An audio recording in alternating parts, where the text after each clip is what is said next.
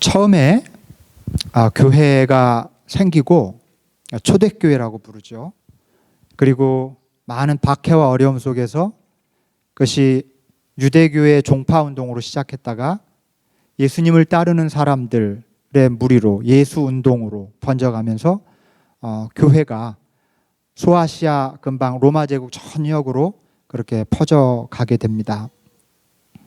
그러면서 교회는 굉장히 빠른 속도로 복음을 전하고 기독교 영역이 넓혀져 가죠. 그러다가 313년에 로마 제국의 황제가 기독교를 제국의 종교로 받아들이면서 교회는 굉장히 다른 국면을 맞게 됩니다. 매우 놀라운 정도로 제도화되고 시스템을 갖추게 되고 또 사제들을 관리하게 되고 하면서 교회가 제도화됩니다. 그 후로부터 약 100년이 지난 이후 교회는 생각보다 여러 가지 문제들을 좀 갖게 되는데요. 뜻 있는 사람들은 본래 교회가 가지고 있던 복음의 살아있는 본질이 너무 많이 훼손되었다고 생각을 하고 제도 교회를 등지고 사막과 숲으로 들어갑니다. 그들은 사막과 숲에서 기도하고 금식하고 또 손수 농사를 지어서 그것으로 가난한 사람들을 구제하고 또 스스로 굉장히 청빈한 삶을 살았습니다. 이들이 출발점이 되어서 사람들이 모여들고 정말 깊은 신앙을 갈구하고자 갈망하는 사람들은 제도교회로 가지 않고 수도원으로 모여들었습니다. 그러면서 수도원도 점점점 수도원도 커지게 되죠. 그러다가 그것도 점점 제도화돼 가는 거죠. 그리고 이게 바로 수도원의 모태입니다. 수도원이 시작되었던 오늘날 우리가 이 근처에서도 이제 가톨릭 수도원, 개신교회에서는 잘 보지 못하지만 굉장히 많죠. 그 모태가 바로 그렇게 거의 초대교회부터 시작이 됐다고 보면 되죠. 그런데 그로부터 그러니까 약 그때가 4세기, 5세기였는데요. 주후 1000년이 지난 14세기, 15세기 무렵에는요. 수도원이 제도 교회가 걸었던 것과 똑같은 길을 걷습니다. 수도원도 수도원의 장상 뭐라고 하나요? 오늘날로 치면 담임 목사 같은 사람이라고 하겠죠. 수도원의 장이 타락하고 또 굉장히 말로 할 수 없는 수많은 문제들이 생겼습니다. 그리고 금력, 돈을 갖게 되고 파워를 갖게 되고 제도화되면서 그런 많은 문제를 안게 됐어요. 바로 그 무렵입니다. 1500년대인데요. 아주 한 작은 수녀원의 수녀 원장이 이 거대한 타락한 수도원을 개혁하겠다고 나서는데요. 이름 없는 작은 시골의 작은 수녀원 원장이었습니다. 그런데 이 사람이 그냥 개혁하겠다고 하는 게 아니라 삶이 받쳐졌어요. 자기 스스로 하나님과 깊은 사귐 속에서 깊은 기도를 경험하는 사람이면서 동시에 inward journey를 하면서 동시에 outward journey, 세상에 개혁해야 할 것들을 향해서 자기 몸을 다 바칩니다. 온갖 핍박, 엄청난 핍박, 모함, 심지어는 죽음의 위협까지 놓이게 돼요. 그럼에도 불구하고 이 작은 수녀원의 원장으로 있는 이름 없는 한 여인을 통해서 수도원이 엄청나게 개혁을 일으킵니다. 분명히 말씀드리지만 이분이 없었더라면 수도원도 오늘날의 이런 수도원으로 유지할 수도 없었고, 수도원 전통 속에 사실은 우리 개신교는 굉장히 익숙치 않잖아요. 하지만 종교개혁 이전의 그 수도원 전통들은 우리의 것이기도 합니다. 종교개혁을 하면서 개신교회가 전부 같이 버렸어요. 1500년이나 되는 기독교 역사를 그냥 가톨릭 것으로 그렇게 치부하는 경향이 있죠. 그러나 그렇지 않죠. 엄밀히 말해서 우리의 전통이기도 한 거죠. 잘못된 것은 분명히 잘못됐지만 수도원 운동 안에서 지켜왔던 영적인 깊은 전통이 있어요. 이건 보물과 같습니다. 이 시대의 현대 기독교인들이 회복해야 하고 발굴해야 될 영적인 파워예요. 이 묵상집을 가지고 하는 렉시오 디비나도 그것 중에 하나입니다. 아무튼 그 수도원 운동을 일으켰던 사람의 이름을 여러분들 들어보셨을 텐데요. 아빌라의 데레사라고 합니다. 아빌라라는 마을 출신의 데레사라는 뜻입니다.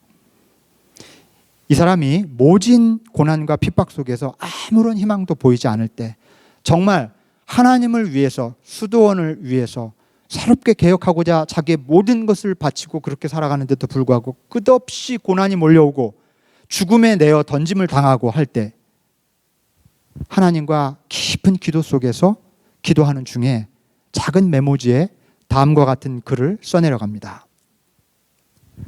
Let nothing disturb you. Let nothing frighten you. All things are passing. God never changes. Patience obtains all things. Whoever has God lacks nothing. God alone suffices. 어떤 것에도 매이지 말라. 그 무엇에도 놀라지 말라. 모든 것은 지나가되 하나님은 결코 변치 않으리니 인내만이 모든 것을 얻으리라. 하나님을 가진 자 그 무엇도 필요치 않으니 하나님으로 충분하리라.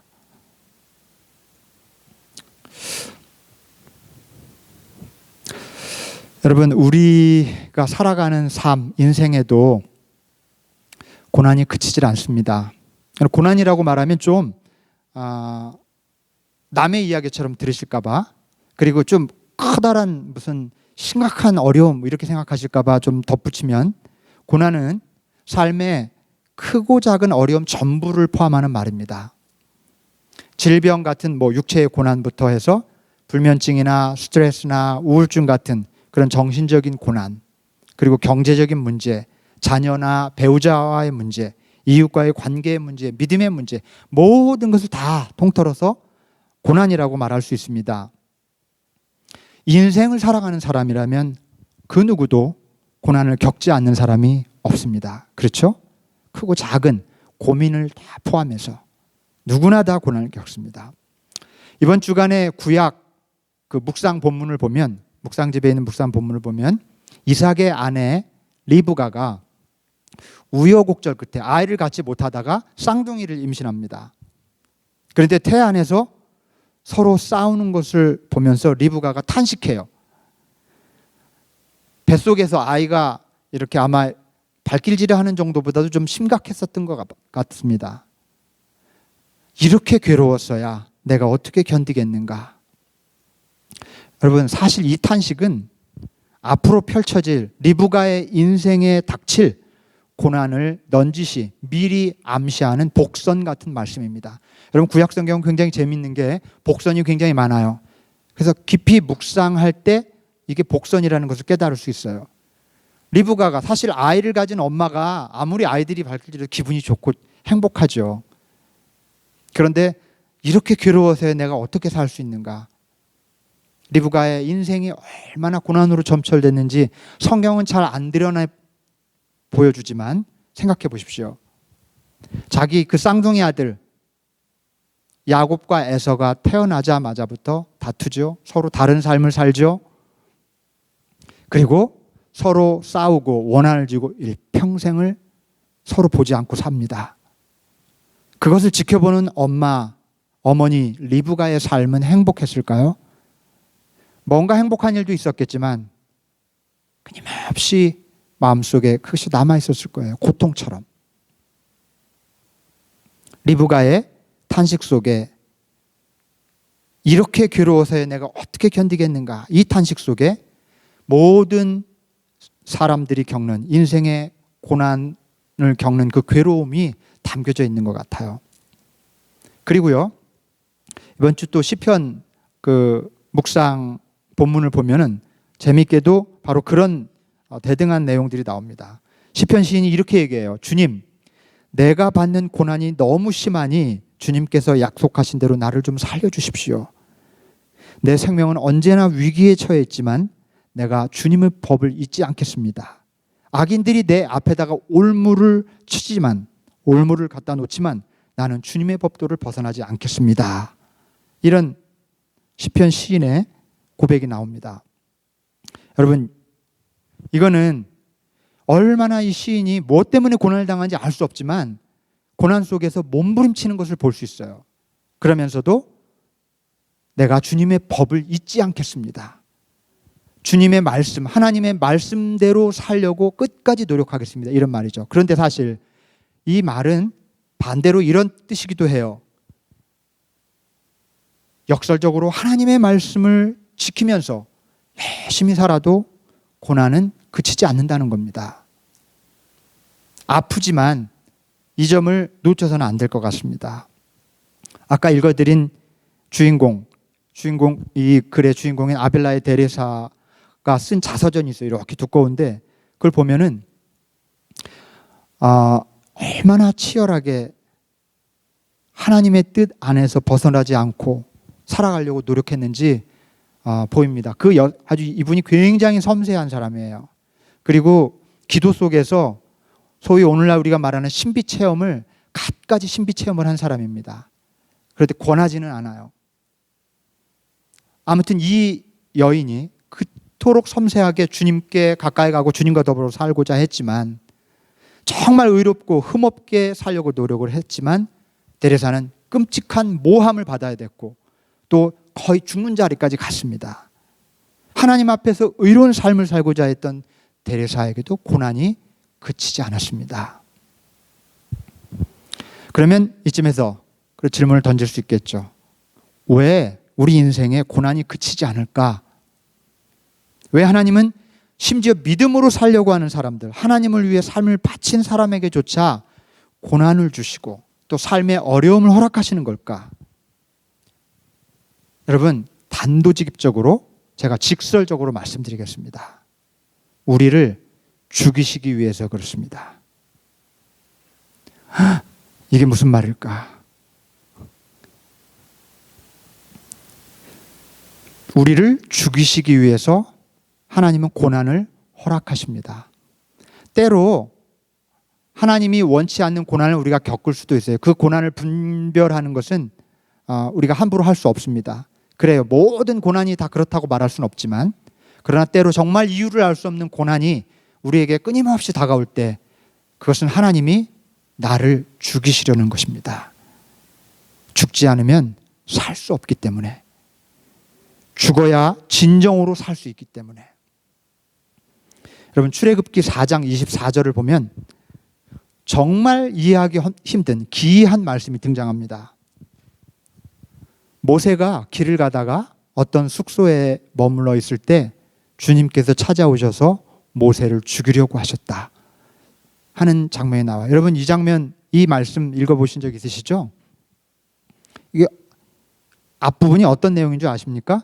하나님이 떨기나무 가운데 모세에게 찾아가셔서 그에게 소명을 주시고 그리고 싫다는 그 모세를 불러서 바로에게 가라, 내 백성을 구해내라, 이런 명령을 주시고 싫다고 끝까지 하는 모세를 붙들어 세워서 내가 너와 함께 하겠다.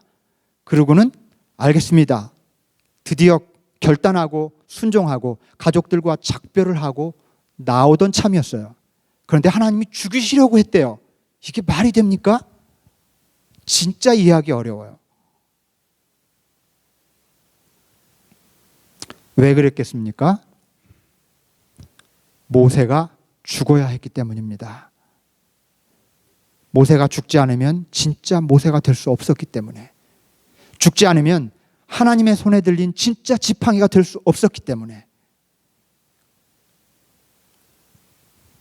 우리 안에 하나님의 형상인 진정한 나, 진정한 자아만 남겨놓고 전부 죽어야 합니다.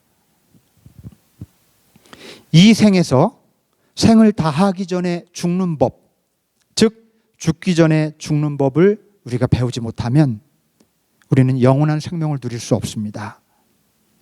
우리가 겪는 고난은, 끊임없이 우리 인생을 통해서 우리가 경험하는 고난은 내 안에 있는 하나님의 형상이 깨어나도록 하기 위해서 그것을 둘러싸고 있는 견고한 거짓 자아의 껍데기들을 벗겨내는 과정인 것입니다. 그것을 죽는 과정 혹은 죽기 전에 죽기라고 이름합니다.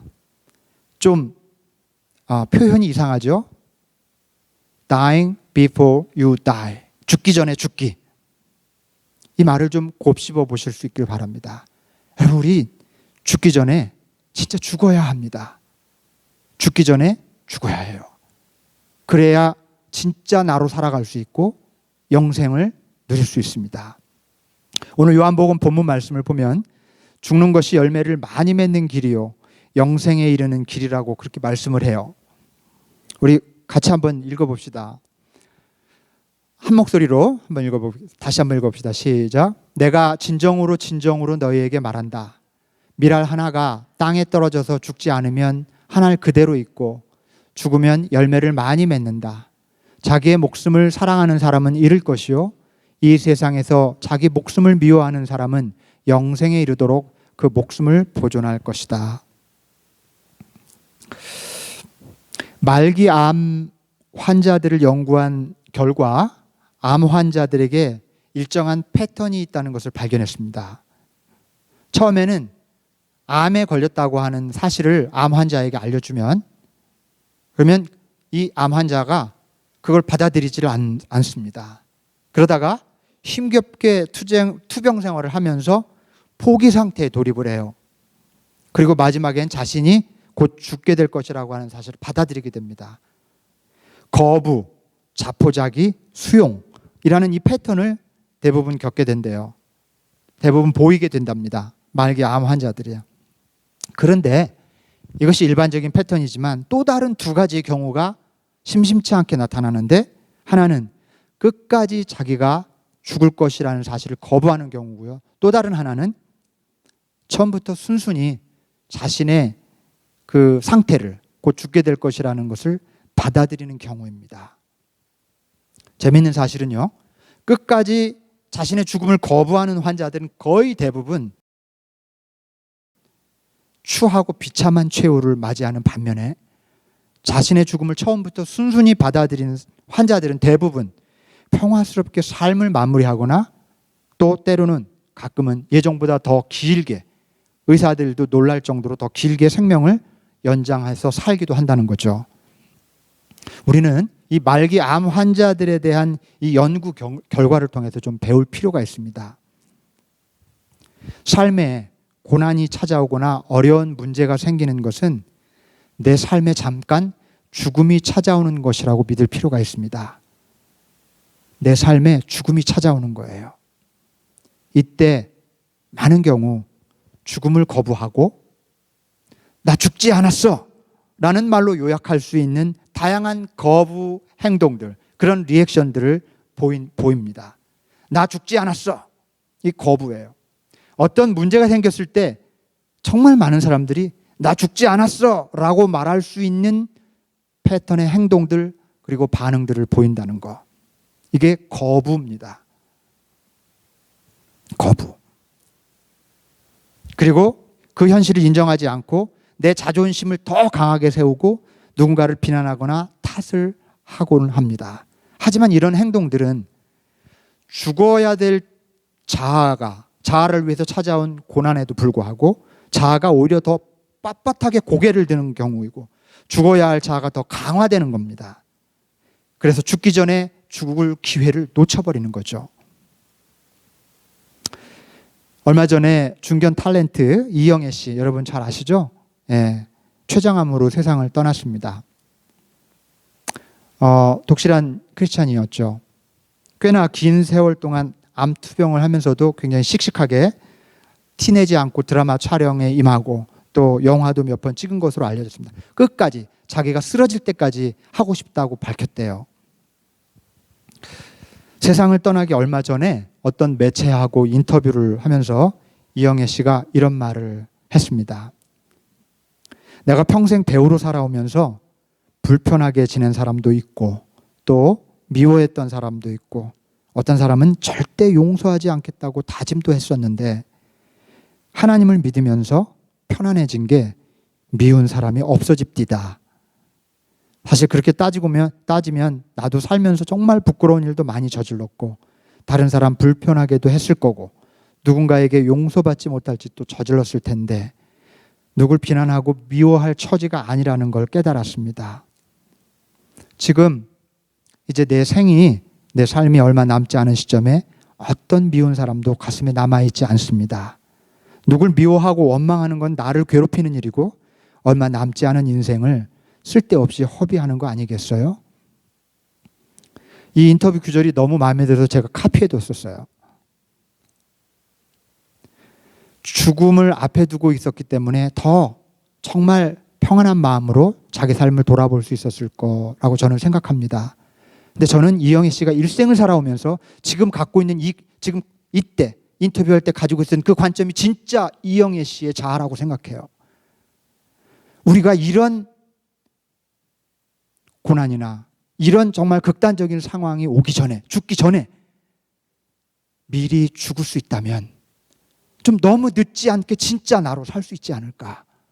여러분, 이영애 씨가 가진 이 깨달음, 이 자세, 우리가 평소에도 좀 가지고 살 수 없을까? 저는 이 사실을 좀 여러분과 좀 나누고 싶어요. 이영애 씨가 저는 죽음을 앞에 두고 진정한 자아의 죽음을 경험했다고 믿습니다. 여러분, 우리도 죽기 전에 죽을 줄 알아야 합니다. 삶에 어려운 문제가 발생했을 때 나 죽지 않았어 라고 대응하지 마십시오. 오히려 자아를 내려놓고 조용히 죽는 길로 가시는 것이 사는 길입니다. 그래야 진짜 나를 둘러싸고 있는 껍데기들을 벗겨낼 수 있고, 그렇게 거짓 자아의 껍데기들이 다 벗겨져야만 하나님께서 본래 우리에게 지어주신 진정한 나로 그렇게 살아갈 수 있기 때문입니다. 그래야 많은 열매를 맺을 수 있고, 그리고 영생을 누릴 수 있습니다. 예수님이 누구십니까? 여러분, 우리가 믿는 예수님, 그분을 따르고 그분과 함께 살겠다고 하고 그분의 제자가 되겠다고 하는 예수님은 누구십니까? 당신을 미워하고 모함하다 못해서 십자가에 매달아 죽이려고 하는 사람들을 향해서 주여, 저들이 하는 일을 저들이 알지 못하니 저들을 용서하여 주소서, 이렇게 기도하신 분 아닙니까? 그리고 조용히 십자가를 지시고 죽으셨습니다. 죽는 길로 내려가셨어요.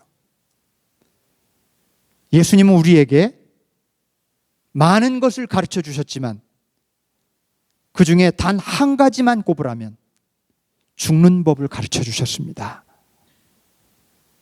죽는 것이 무엇인지 보여주셨고, 죽어야만 부활이라고 하는 참 생명을 얻을 수 있음을 가르쳐 주셨어요.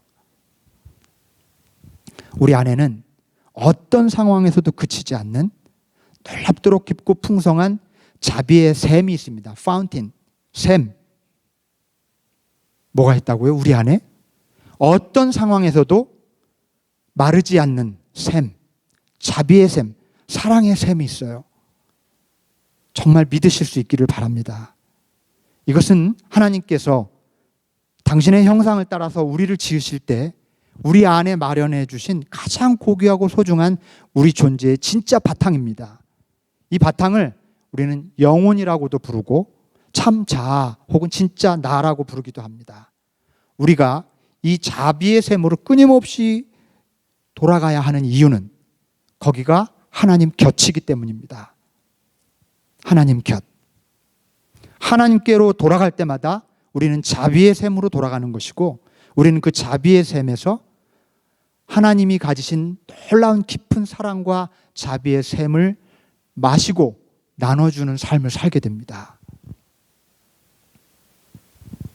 여러분, 우리가 죽음을 택할 때마다, 고난이나 삶의 어려움, 정말 힘겨운 일과 씨름할 때마다 우리가 기꺼이 죽음을 선택할 수 있다면 우리는 이 자비의 샘으로 돌아갈 수 있습니다.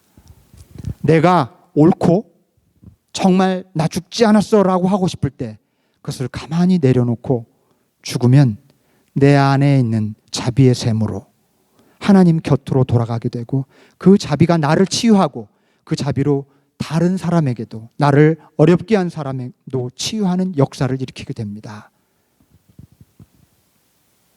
우리가 자비의 샘으로 돌아가야 합니다. 그리고 그것은 결코 패배도 아니고 죽음도 아니며 가장 놀라운 삶이고 놀라운 풍성한 생명이라는 사실을 우리가 믿어야 하겠습니다. 여러분,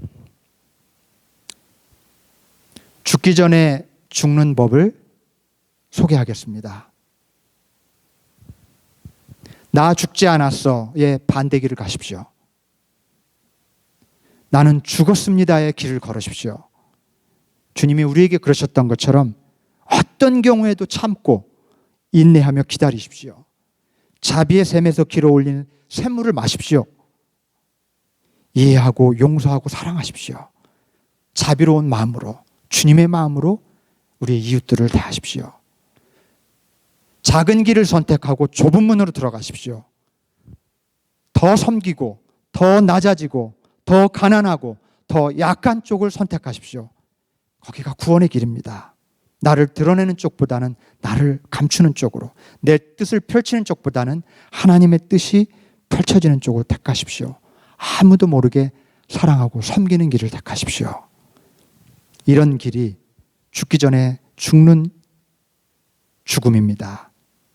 그리고 죽음 같으나 영원한 생명을 얻는 길입니다. 여러분, 이 시간 눈을 다 감으시기 바랍니다. 오늘 마지막으로 우리가 처음에 함께 읽은 본문 말씀을 다시 한번 읽어드릴 때에 마음속에 깊이 새기실 수 있기를 바랍니다. 내가 진정으로 너희에게 말한다. 밀알 하나가 땅에 떨어져 죽지 않으면 한 알 그대로 있고 죽으면 열매를 많이 맺는다. 자기 목숨을 사랑하는 사람은 잃을 것이요, 이 세상에서 자기 목숨을 미워하는 사람은 영생에 이르도록 그 목숨을 보존할 것이다. Very truly I tell you, unless a kernel of wheat falls to the ground and dies, it remains only a single seed. But if it dies, it produces many seed. Anyone who loves their life will lose it, while anyone who hates their life in this world will keep it for eternal life. 기도하겠습니다. 자비로우신 하나님, 우리가 살면서 살고자 발버둥 치는 길이, 나 죽지 않았어 하며 끊임없이 내 자아를 드높이는 길이 죽는 길임을 진정으로 깨닫게 하여 주시옵소서. 그리하여 오히려 그 자아를 죽이고 기꺼이 낮아지며 예수님처럼 낮아지는 길, 십자가의 길, 죽는 길을 택하고 영원한 생명을 얻을 수 있는 저희들이 되게 도와주시옵소서. 끊임없이 고난과 삶의 어려움이 찾아올 때마다 주님께서 또 죽으라고 하시는구나 라고 생각하고 주님 기꺼이 낮게 죽는 길로 나아가게 하시고, 그리고 내 안에 있는 자비의 샘으로 가서 주님 주시는 그 샘물을 마시고 다시금 일어날 수 있는 저희들 모두가 되게 하여 주시옵소서. 우리 주 예수 그리스도의 이름으로 간절히 기도하옵나이다.